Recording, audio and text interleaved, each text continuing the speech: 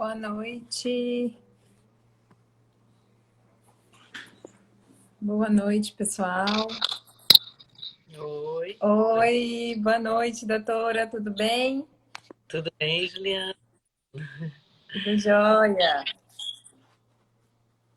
Doutora, ai, desculpa, o celular tá caindo aqui. Só um momento, deixa eu tentar organizar aqui.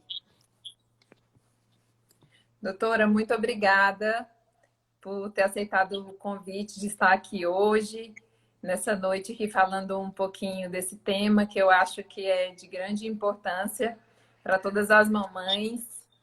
E quero que a senhora, gostaria de convidar a senhora para se apresentar um pouquinho aí para o Tá pessoal. certo. Inicialmente, eu gostaria de agradecer o seu convite, Juliana. É com muito prazer que eu estou aqui nesse bate-papo com você. Então, eu sou ginecologista e obstetra, mais ou menos uns 35 anos. Trabalho no Hospital Maternidade Dom Orione.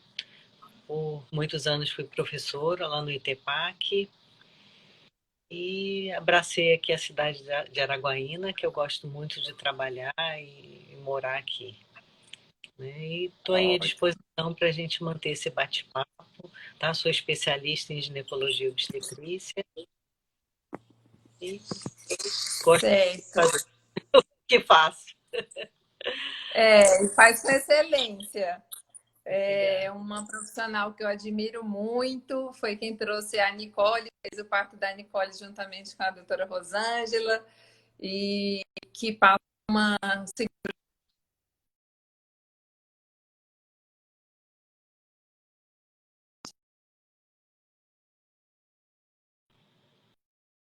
né, que é muitas ansiedades. A imagem.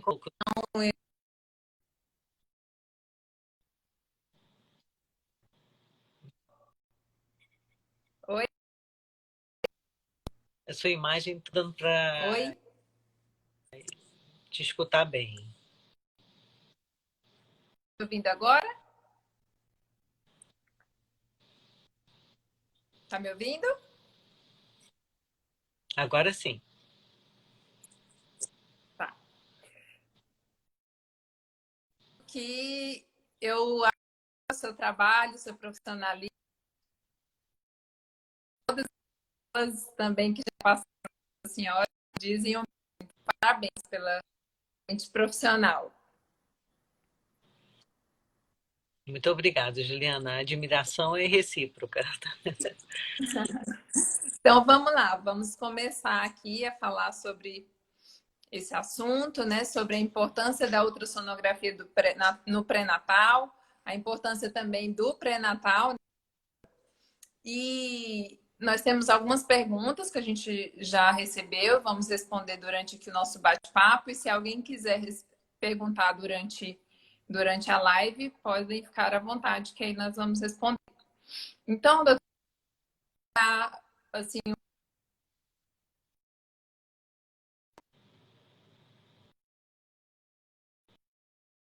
ultrassonografia no pré-natal.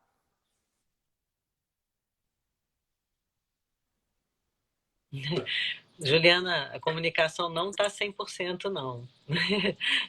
Por favor, Doutora, pergunta novamente. eu vou tentar sair do Wi-Fi aqui e colocar no 3G. Só um Agora minutinho. tá, melhor. Só um minuto.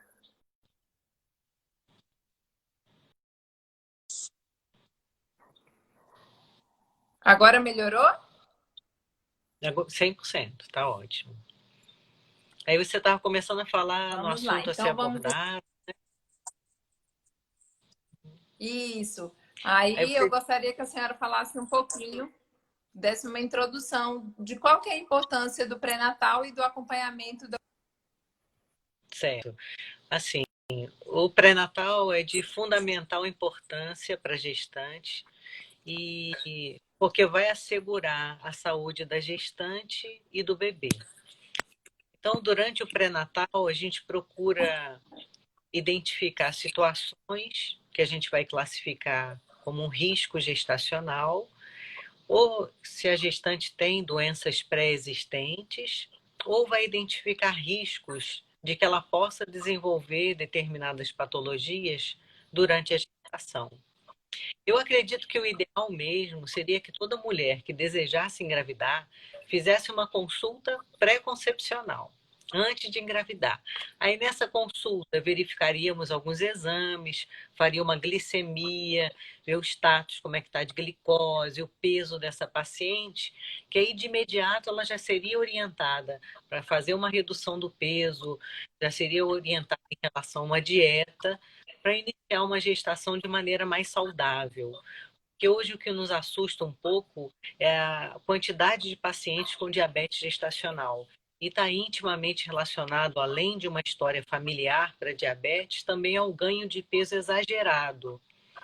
Então, essa é uma das funções do pré-natal, de conversar, de orientar, de puxar uma orelha de vez em quando, inquirir a respeito, perguntar a respeito dos hábitos alimentares, tentar corrigir para minimizar, para diminuir os riscos de diabetes gestacional, de pré-eclâmpsia, procurar incentivar a atividade física e solicitar exames de laboratório.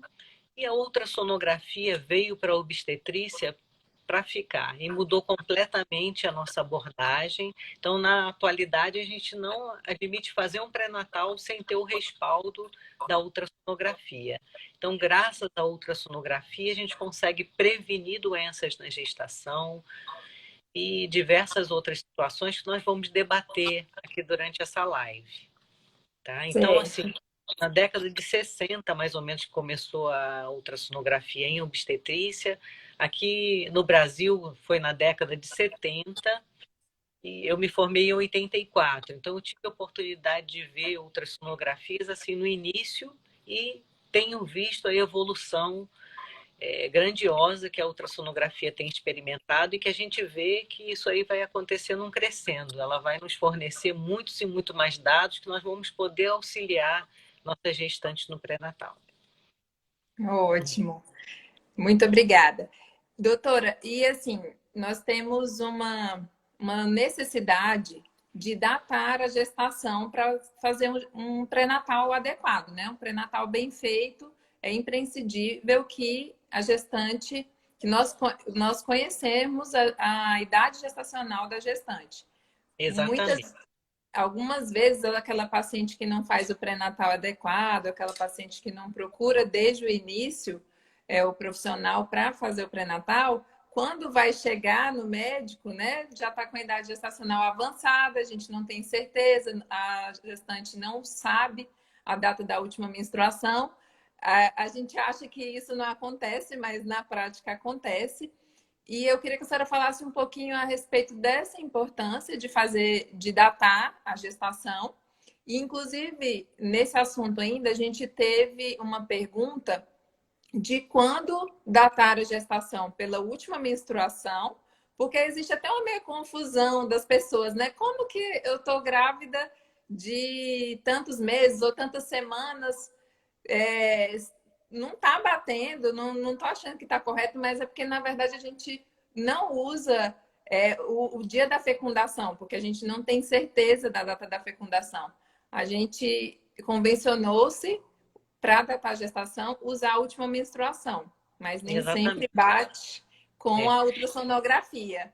Aí a gente é, queria saber qual dos dois usar, ou a última menstruação ou a ultrassonografia.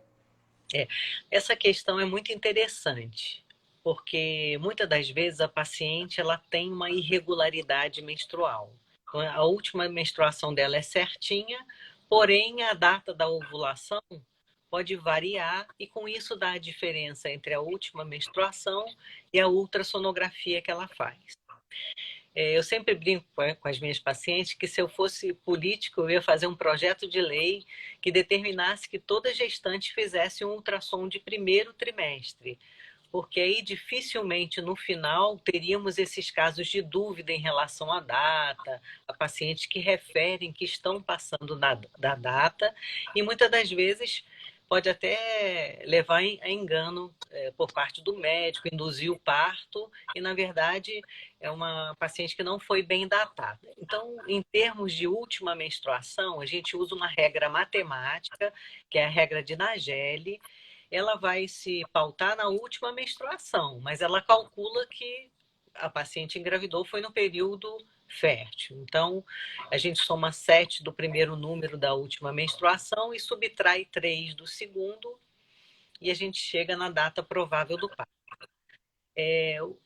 Assim, eu li muitos artigos que falam que se você datar a gravidez até 8 semanas e 6 dias, você tem uma margem de erro bem pequena, de 5 dias.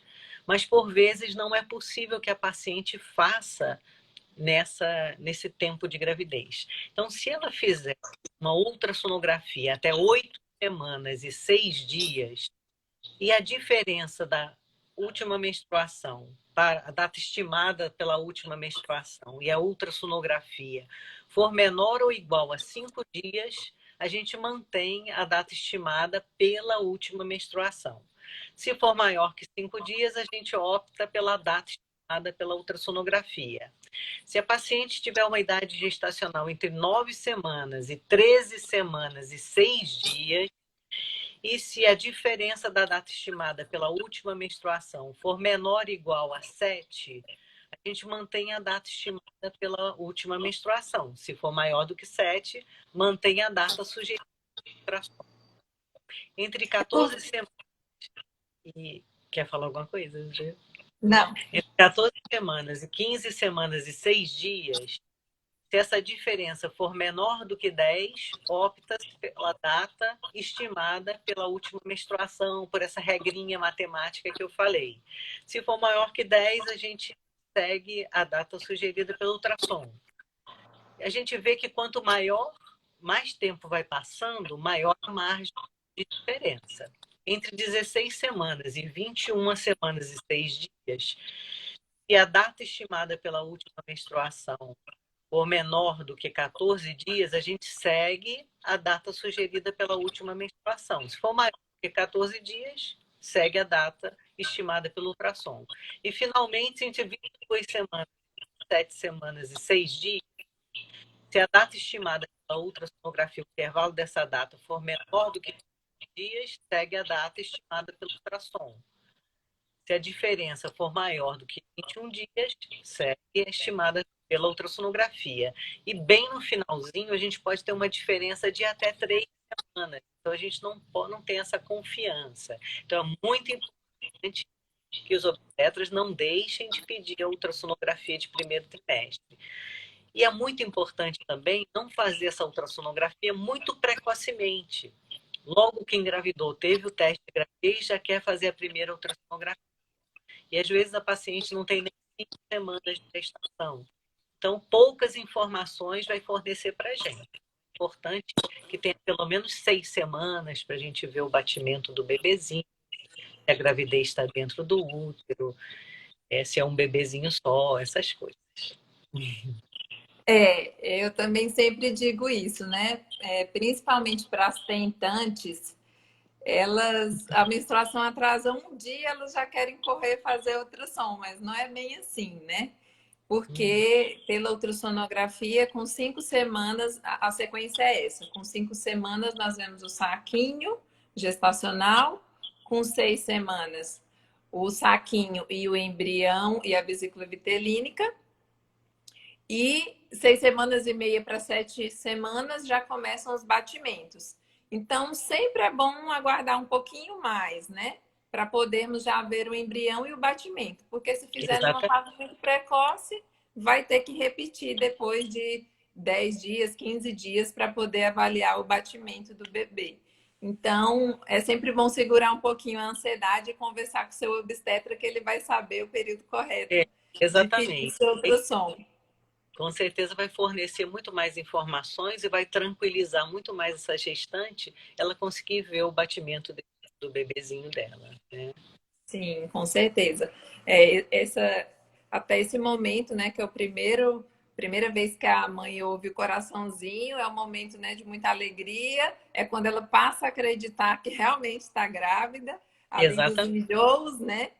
E também é quando dá aquele alívio, né? Aquela sensação de, poxa, tá tudo bem, né? O coraçãozinho tá batendo. Então é um momento bem emocionante. Sim. Eu acho que é uma emoção forte em todas as ultrassonografias que você faz, você vê o desenvolvimento do bebê, acho que é inigualável essa emoção, né? É verdade. Doutora, tá. E qual que é a importância? A gente falou, né, da importância de fazer no primeiro trimestre, mas agora eu queria que a gente comentasse um pouquinho a respeito de quantas ultrassonografias fazer na gestação e o período em que elas devem ser realizadas, porque muitas têm um prazo para ser realizado, né? E aí às vezes as pessoas não entendem, passam do prazo, esquecem, então muito importante frisar que tem que fazer no período correto. Exatamente. É, nas gestações de baixo risco, eu procurei ver até assim que alguns autores defendem. E no nosso dia a dia a gente tem a prática que coincide com o que a maioria faz mesmo. Então, o professor da USP, o professor Zugaib, que a gente gosta muito e admira muito, ele recomenda que em gestações de baixo risco sejam feitas 4 ultrassonografias. Mas esse número de ultrassonografias ele tem que ser individualizado. Por exemplo, em gestações múltiplas, gemelares, tripulares, esse número de ultrassonografias pode ser bem maior. E a gente vê que, ultimamente, em decorrência de fertilização assistida, há estudos que mostram que houve um aumento em até 70% do número de gestações múltiplas com que a década de 80. Então, vem aumentando em função da fertilização.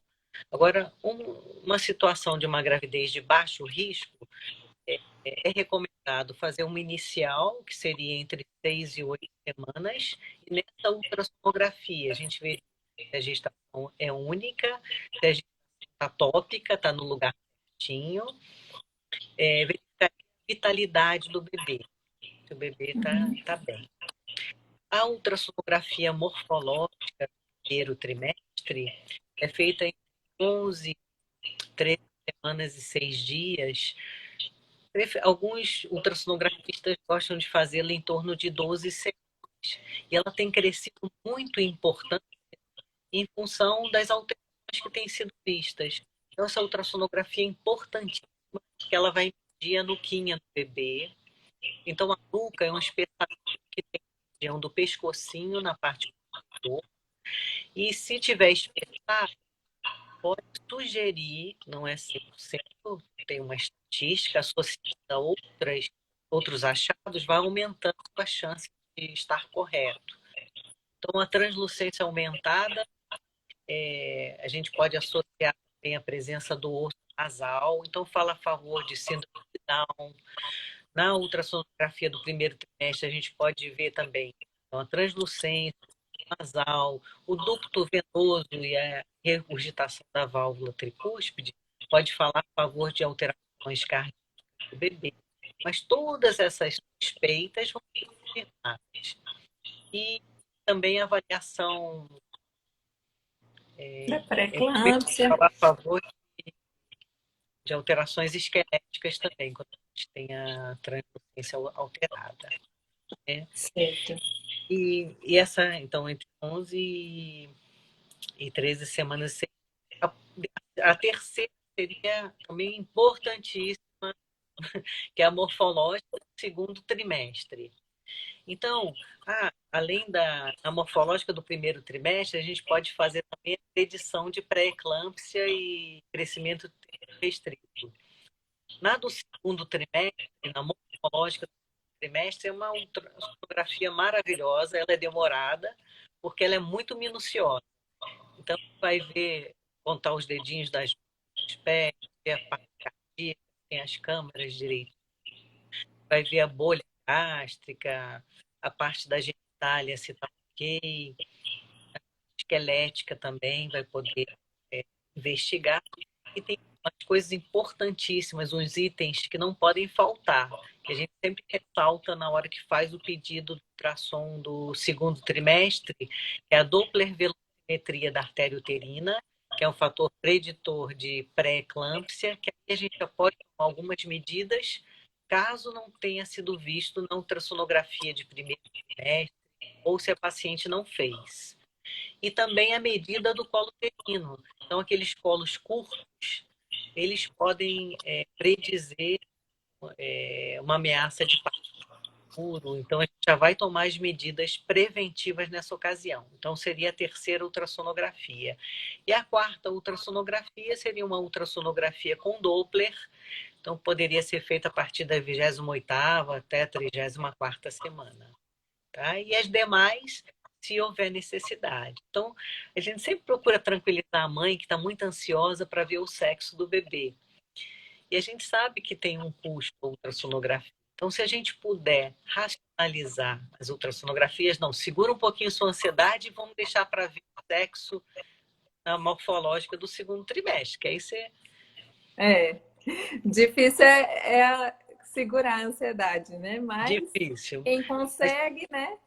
Mas como é um exame que não traz nenhum problema nem para a mãe, nem para o bebê, se ela puder fazer, a gente não vê nenhuma contraindicação. Não precisa também. Pode matar a curiosidade É, e fazer muito, a festa aí o chá de revelação.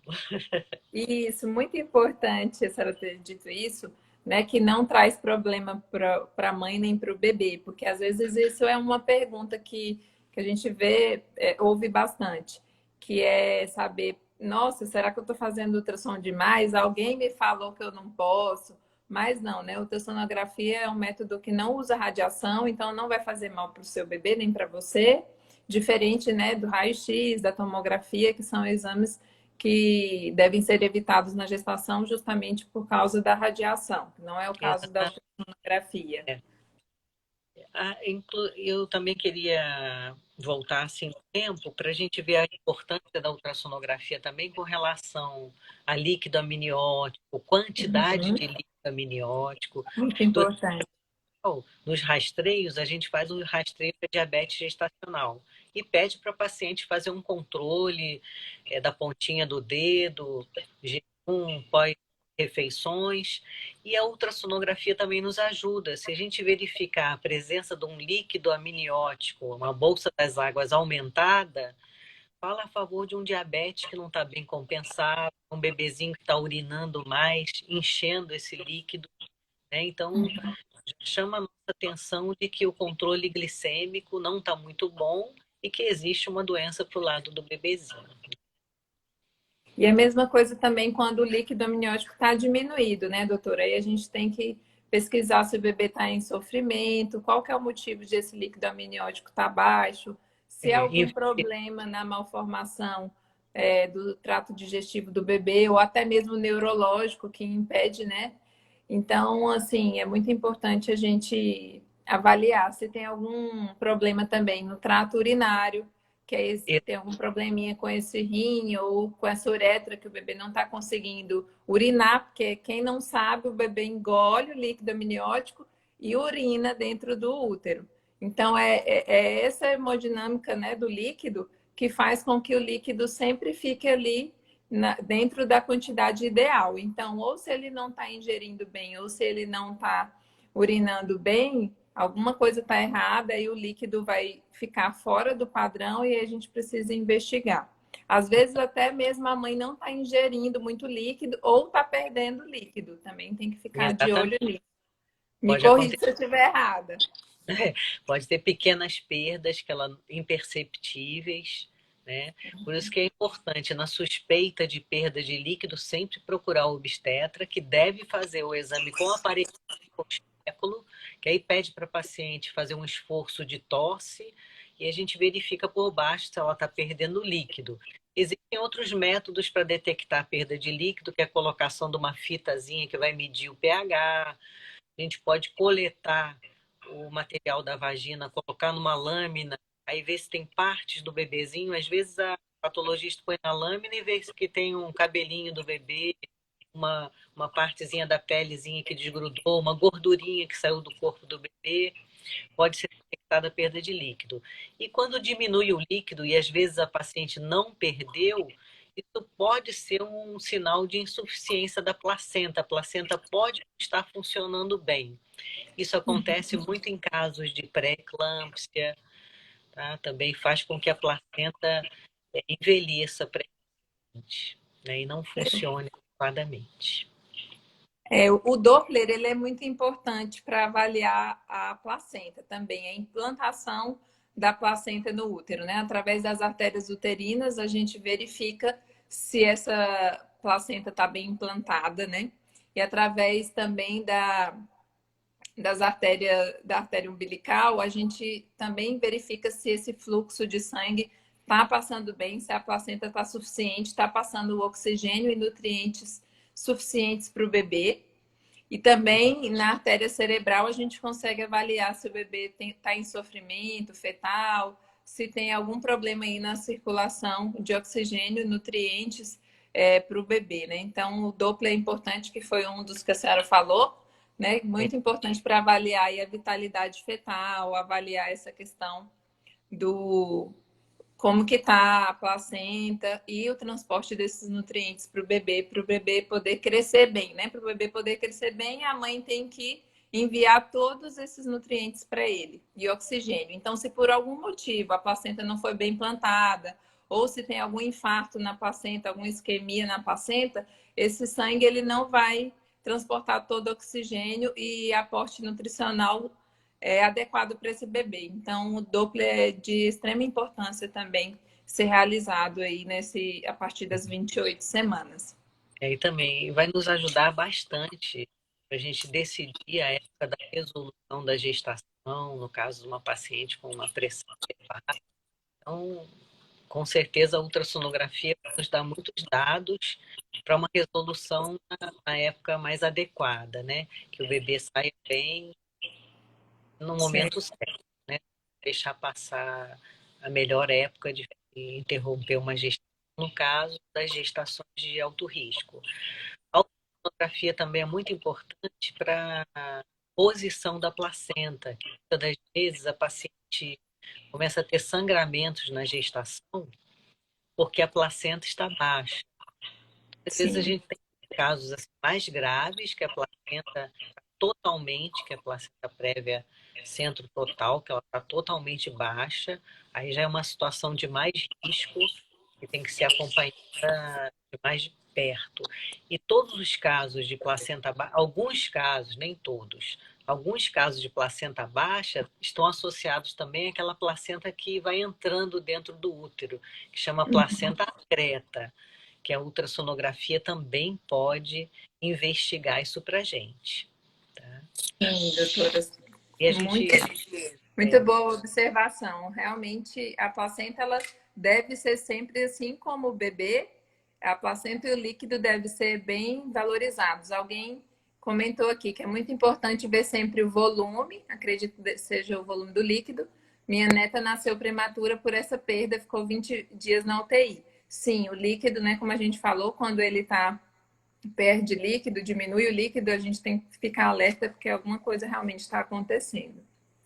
É, e você colocou bem que tem essa diferença grande entre perder por baixo e diminuir o líquido por outro motivo. Então, ambos os casos podem ser indicações de interrupção dessa gestação, ou indução para parto normal, ou interrupção por cesariana. Tá? Então, vai depender muito da idade gestacional e do motivo da perda, né? Que você falou que teve uma pessoa que falou que o bebezinho nasceu antes, então pode ter sido por uma perda por baixo, que aí o risco de infecção é aumentado, ou por uma diminuição, que aí não tem risco de infecção, mas tem risco da prematuridade. E às É, vezes quando perde por baixo tem os dois riscos, infecção e prematuridade, né? o líquido amniótico, quando ele diminui, que não é por perda, um dos motivos é o seguinte: o cérebro ele começa a ter uma vasodilatação da artéria cerebral média. Então, ele começa a enviar muito oxigênio para o cérebro para poder preservar o cérebro desse bebê. E aí começa a enviar menos sangue para os outros locais, como, por exemplo, envia menos sangue para os rins. E aí esse bebê filtra menos, faz uma filtração glomerular menor e ele urina menos e esse líquido diminui. Então, toda Exato. vez que houver um líquido diminuído, eu sempre faço o Doppler, mesmo se não foi solicitado, porque pode ser um sinal de alerta para um sofrimento fetal. Então, toda vez que Exato. começa a ter vasodilatação da artéria cerebral média, a gente já fica, né, preocupada. Não, vamos começar ou acompanhar, ou se já tiver a termo, já programar esse parto para o mais breve possível, para evitar de ter uma centralização, né? Que é quando o bebê entra mesmo em sofrimento fetal. Exatamente. Né? Muitas das vezes a paciente vê esse diagnóstico de centralização, que é uma defesa, né? Como a doutora explicou, para evitar que falte oxigênio numa área mais nobre, então economiza, esse fluxo vai todo ser direcionado para o cérebro mesmo, para que o bebê não fique sem oxigenação. E pelo ultrassom a gente vai monitorando. Se essa centralização for agravando, vai aparecer algum sinal ultrassonográfico que vai nos mostrar a hora exata da interrupção. E se o bebezinho já tiver no tempo de nascer, né, realmente o melhor é decidir pela retirada do bebê para que não sofra intensamente com isso. Doutora, tem uma coisa que eu sempre recebo essa pergunta durante meus atendimentos, que é perguntando se a ultrassonografia vai dizer se o parto dessa paciente vai ser cesárea ou se vai ser normal. Queria que a senhora comentasse um pouquinho sobre isso. Olha, a ultrassonografia ela nos ajuda demais no sentido de mostrar a posição do bebê. Então, muitas das vezes o bebezinho não está com a cabecinha para baixo, o bebê está sentado ou atravessado. Nesse caso, é uma indicação de cesariana, principalmente se ele tiver atravessado, a indicação é absoluta de fazer a cesariana. Às vezes a ultrassonografia vai mostrar um bebê excessivamente grande. Aí também a gente vai optar pela cesariana, sabendo de antemão que é um bebezão de 4 para 5 quilos, aí nem estimula esse parto normal. Mas de um modo geral, se é um bebezinho que está na posição de cabecinha para baixo, o peso não é grande, não tem como a ultrassonografia dizer se vai ser normal ou cesariana. Essa paciente precisa entrar em trabalho de parto e a gente observar a evolução desse trabalho de parto. Então, cabe ao obstetra fazer o toque, avaliar a bacia. Então, ele vai ver a ultrassonografia, vai ver o tamanho do diâmetro da cabecinha do bebê, vai tocar essa paciente, vai falar, tem uma proporção. A gente pode estimular esse parto natural, que muito provavelmente vai correr tudo bem. Ótimo. E também a gente recebeu uma pergunta aí nas caixinhas mais cedo, falando o seguinte, em relação ao peso do bebê. Porque existe uma variação na ultrassonografia, e aí a pessoa perguntou, essa variação, qual que é a variação em relação ao peso estimado pelo ultrassom e ao peso real do bebê, e se vai variar para mais ou para menos? Aí eu gostaria de falar que assim, essa variação ela é entre 7% e 14%, e não dá para a gente predizer se vai ser para mais ou se vai ser para menos, ou se vai nascer com o exato peso que foi estimado, porque, como eu acabei de dizer, é uma estimativa do peso, porque varia muito. O bebê, ali, principalmente quando está já bem grandinho, né? Já no terceiro trimestre, próximo do termo, ele fica um bebê mais encolhido, às vezes as pernas ficam sobre o abdômen, então não fica, já não tem tanto espaço para a gente avaliar todo o bebê sem sobreposição de estruturas, como lá no morfológico do segundo trimestre, que é em torno de 20 a 24 semanas. Então, às vezes a gente vai tentar medir a cabeça do bebê, mas está muito já insinuado, já está bem baixinha a cabeça, ou o abdômen, né, tá sendo ali pressionado pela perninha do bebê. Então, é uma estimativa e não tem como a gente dizer, é mais para mais do que para menos. Não. É uma estimativa que varia de 7% a 14%. Mais ou menos, para mais ou para menos, né? Sim. Uma coisa que eu gosto muito de observar é o diâmetro, que sempre vocês medem o diâmetro da cabecinha. Então, habitualmente, quando é o bebê grandão, ele tem um diâmetro também grande, é um bebê grande como um todo. Então, por vezes, se um diâmetro da cabecinha beira 10 centímetros, é um bebezão. É difícil que não seja um bebezão. Então, a gente associa todos os dados que a gente tem para também concluir nesse sentido. A preocupação que a gente tem maior em relação ao peso é naquela diabética gestacional que não se cuida, que não faz a dieta direitinho, porque aumenta o peso corporal e é mais do tórax para cima. Então, tem mais chance de ter alterações no parto, né? No parto normal. Então, por isso que a gente estimula muito cuidado, fazer o teste de tolerância oral à glicose entre 24 e 28 semanas, para que tenha consciência que tem um problema, para que se cuide, prevenindo essas complicações futuras. Então, muitas diabéticas gestacionais recebem o diagnóstico, se cuidam maravilhosamente e chegam ao final da gestação com bebês com peso normal, que isso que é o ideal, né? Sim. Sobre isso ainda, sobre o peso e sobre o diabetes gestacional, a cabeça do bebê, ela sempre tem que ser maior, circunferência craniana sempre tem que ser maior do que a circunferência abdominal, né? Quando isso começa a se inverter, geralmente são filhos de mães diabéticas que não estão controladas. E em Exatamente. relação ao peso do bebê, hoje a gente fala em percentil, né? Sempre, a partir aí do segundo trimestre, a partir das 16 semanas, a gente sempre deve falar o peso e o percentil. E muita gente ainda tem dúvidas em relação a esse percentil, o que que ele é. Então, ele é uma curva de crescimento. E a curva inferior é o percentil 10 e a curva superior é o percentil 90. Então, se esse bebê está entre o percentil 10 e o 90, significa que ele está dentro da normalidade. Se ele está abaixo do 10 ou acima do 90, se está abaixo do 10, ele está ele está abaixo, então a gente vai ficar de olho, né? Se é só um bebê que tem pais pequenos, que tem uma genética familiar para ser mesmo menor, ou se está acontecendo algum problema no desenvolvimento, no crescimento dele.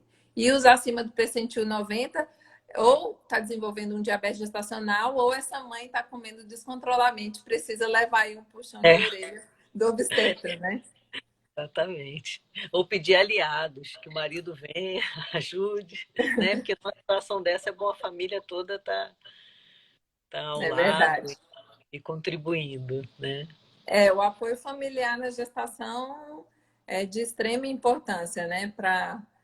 Mesmo se é uma gestação de baixo risco, que está indo tudo bem, até mesmo se for em casos que precisem ser mais bem cuidados, de alto risco, que precisa ser avaliado aí com mais frequência. Então, a É, família realmente é muito importante. Esse é apoio, nessa rede. porque é muita novidade, né? Então, isso com certeza, tudo que é novo e a gente nunca enfrentou, gera uma certa ansiedade. Então, mesmo a gestante de baixo risco, não tem nenhum problema, elas têm um medo do novo, né? Então, é muito importante a gente conversar e escutar e que elas exponham as ansiedades que têm para poder se tranquilizar, para chegar na hora do parto mais segura, né? E fazer valer também as coisas que elas desejam que aconteça também em relação ao parto. Sim, sim.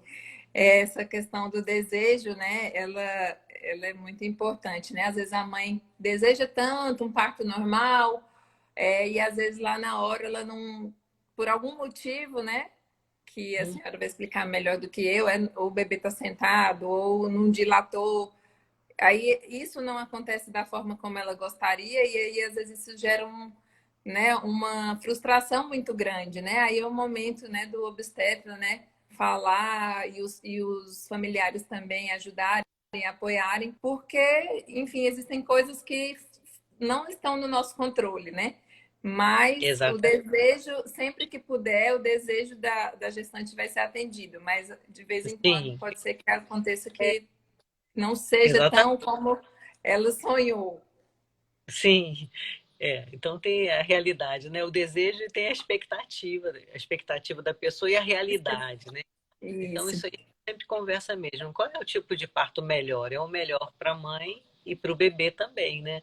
Então tá indo tudo bem, de repente o batimento altera um pouco e se mantém alterado, aí a decisão tem que ser tomada de imediato, passado para a paciente, né? E o melhor nesse caso seria a cesariana mesmo. Então, o melhor tipo de parto é o melhor para os dois, né? Que todos saiam bem, com saúde, e na medida do possível atender a expectativa que a paciente tem, né? A Luciana falou aqui que está com vontade de engravidar só para ser cuidada por nós. Pode engravidar, Luciana. Coisa boa, hein? Sou xará. Ai, ai. Doutora, vamos ver aqui no roteirinho que a gente fez, se ainda falta a gente falar alguma coisa. Gente, tem alguma dúvida que a gente não respondeu? Deixa eu olhar aqui nos comentários. Acho que tem uma lá no início, doutora, só um momento.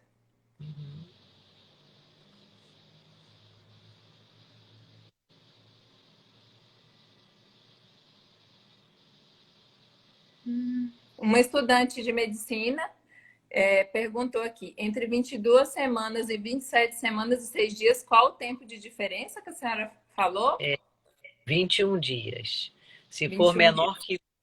menor ou igual a 21 dias entre a data estimada pela última menstruação e a ultrassonografia, prevalece a data estimada pela última menstruação, 21 dias. Ótimo. Foi essa a pergunta.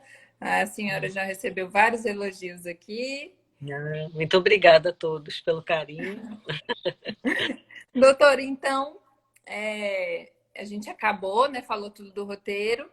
Eu só queria fazer um breve resumo, né? Que a doutora falou sobre os 4 ultrassons básicos necessários, que são o do primeiro trimestre para datar a gestação, para saber se a gestação está dentro ou fora do útero, se é gemelar ou se não é gemelar, se tem algum risco de aborto, né? Às vezes, aquele iniciozinho, alguns pacientes apresentam um hematoma.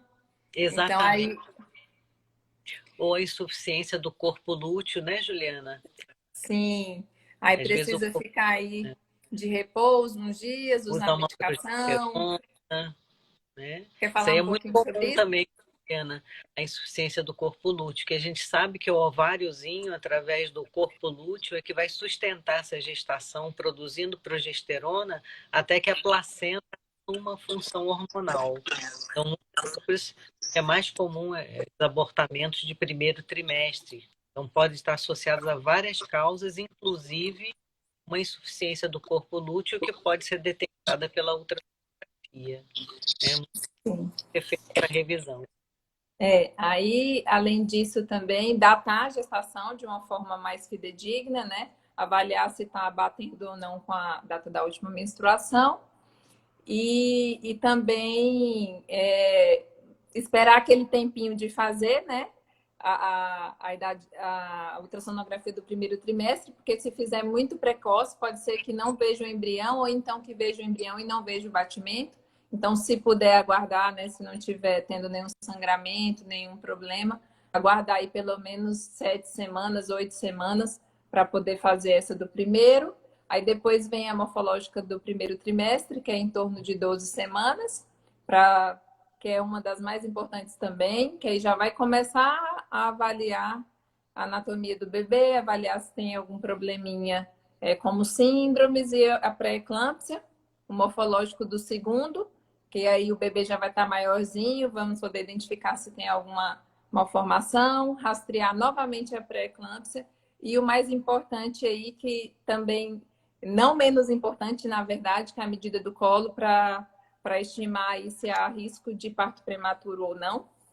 E depois o Doppler obstétrico, que seria aí acima de 28 semanas, para a gente avaliar aquelas artérias que eu falei, as artérias uterinas, artéria cerebral média e artéria umbilical. E além de tudo isso, né, sempre avaliar o crescimento, o peso, o líquido, a placenta, os movimentos do bebê, avaliar a vitalidade fetal. Isso, Juliana, queria te interromper um pouquinho, que teve uma pergunta questionando sobre o aumento da placenta, o que poderia ser. Então, algumas vezes as mães diabéticas podem ter uma placenta maior, algumas patologias, sífilis também pode ter umas placentas grandes. Então, a gente pode, no encontro de uma placenta grandona, fora do padrão, também mandar para exame histopatológico para poder investigar também essa questão. Se for isolada, né, pode ser isso. E também se se tiver outras alterações no bebê, a gente tem, quando tem hidropsia fetal, o bebê está hidrópico, às vezes a placenta também pode estar hidrópica, pode estar muito espessada, muito aumentada. Então, avaliar aí se é só na placenta ou se tem também algum problema no bebê. Assim, caso de incompatibilidade do fator RH, que você falou assim, do bebezinho hidrópico, né? Que pode acontecer, que é um bebezinho todo inchadinho, demasiado, né? Sim, isso mesmo. E tem uma Doutora, paciente que falou que eu fiz o parto há 28 anos. Um abraço, viu? E muito agradecer experiente, por doutora poder. Luciana, um amor. Sua experiência, Agradecer. com certeza, vale muito para todos nós. É muito importante, né, ter um obstetra para fazer o seu pré-natal, em quem você confia, que tem experiência, para poder confiar, né? Porque já realmente a gente entrega a vida do ser mais importante da nossa vida, que é o nosso bebê, o nosso filho, né? Então, Exatamente. doutora Lu foi minha obstetra e foi maravilhosa. Recomendo para todo mundo. Obrigada, Juliana. E você é ultrassonografista da minha família e a gente agradece demais também, viu? Além disso, tenho muito orgulho de dizer que fui sua aluna, que aprendi muito com você na faculdade. Assim, uma profissional maravilhosa, professora também. E o doutor Helder também, meu professor, parabenizou pela live. Fico feliz de duas gerações de médicos altamente competentes juntos. Muito obrigada, ele também é maravilhoso. Com Doutor, certeza. então, me despeço da senhora, uma boa noite. Muito obrigada mais uma vez. Espero que em breve a gente marque uma outra live. Juliana, foi um prazer, foi muito bom mesmo, viu? Muito obrigada e obrigada a todos, tá? E pelo carinho dos pacientes, pelas mensagens que mandaram. Eu fiquei muito feliz com essa live. Tá? Um beijo, viu? Beijo, Obrigada. até logo. Até Tchau. mais. Tchau.